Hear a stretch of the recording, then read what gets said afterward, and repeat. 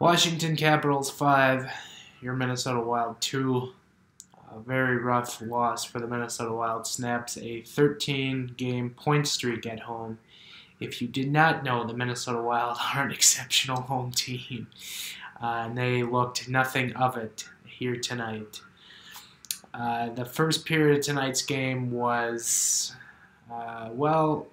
let's just say that I don't like it when people say the Minnesota Wild are boring, but the first period was one where I will give them that. It just was kind of uneventful. Just felt like two teams who haven't played each other in quite some time just kind of feeling each other out, and they went into the intermission, and Barry Trotz was able to make some correct adjustments, and the Capitals came out and were the better team for the next 40 minutes, which turned out to be the winner in this one.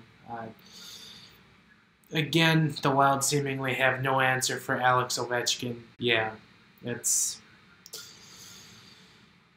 not good, but as I try to clean this up here, for the Wild tonight, disastrous on defense. Gustav Olofsson was probably their best defenseman tonight, and while that's good for him, that's not good for the Minnesota Wild as a whole. And Michael Russo pointed out right before the end of the game, Jared Spurgeon at a -4 tonight. Obviously, plus minus not a great indicator of a player, but Jared Spurgeon, not a good night. Not a good night for Ryan Suter, as on the Backstrom goal, the fourth for Washington, Suter had, as I tweeted out, roughly 1 million turnovers that led to the goal. So it's just not a good night for that pair. And yeah, so yeah, I don't know.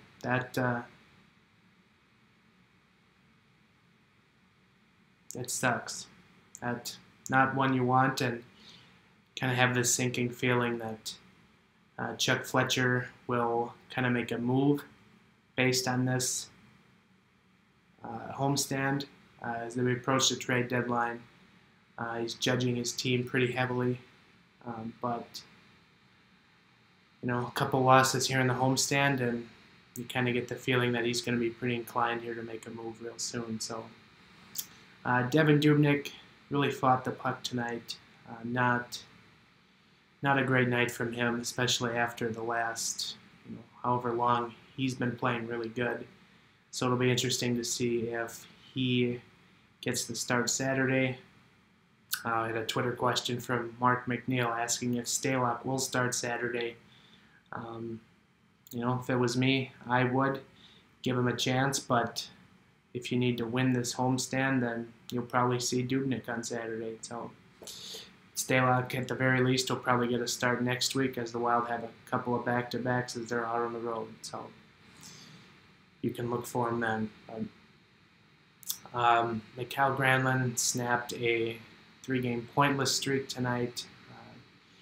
He has not looked overly great here recently, so not a good sign for the Minnesota Wild.